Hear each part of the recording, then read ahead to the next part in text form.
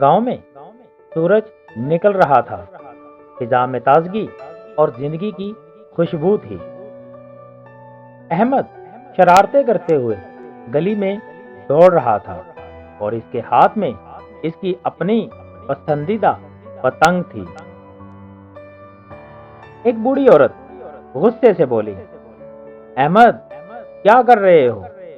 ہر time کھیلتے رہتے ہو، کبھی سنجیدہ بھی ہو جایا کرو۔ احمد رک کر سوچنے لگا کہ لوگ اس سے ہمیشہ ناراض کیوں رہتے ہیں۔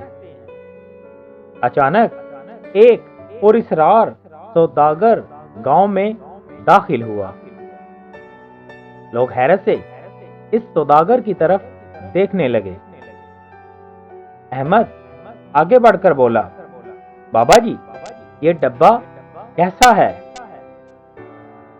سوداگر نے ڈبہ اٹھایا اور کہا، یہ نصیحتوں کا ڈبہ ہے، جو اسے کھولے گا وہ خود کو پہچان لے گا۔ احمد نے ڈبے کو ہاتھ لگایا اور اس کا دل تیزی سے دھڑکنے لگا۔ ڈبہ کھلا تو اندر صرف ایک آئینہ تھا۔ احمد نے آئینے میں خود کو دیکھا، بس وہی تھا۔ یہ نصیحت کیسی ہوئی؟ یہ تو صرف میری شکل ہے، احمد نے حیران ہو کر کہا۔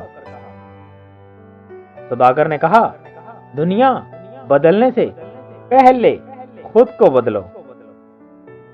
اصل تبدیلی دل سے شروع ہوتی ہے۔ احمد کے دل میں جیسے روشنی پھیل گئی ہو اور اس نے فیصلہ کیا کہ میں خود کو ضرور بدلوں گا۔ اس نے ایک بچے کو گری ہوئی پتنگ واپس دے دی۔ پھر اس نے ایک بوڑھی اماں کا سامان اٹھانے میں مدد کی۔ لوگ یہ سب دیکھ کر حیران تھے اور کہہ رہے تھے، یہ واقعی بدل گیا ہے۔ اب وہ بچوں سے لڑتا نہیں تھا بلکہ ان کے ساتھ کھیلتا تھا۔ اس کے دل میں سکون آنے لگا۔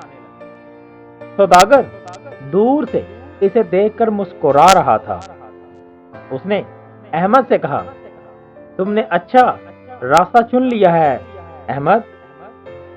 اصل طاقت خود کو بدلنے میں ہے، دوسروں کو نہیں۔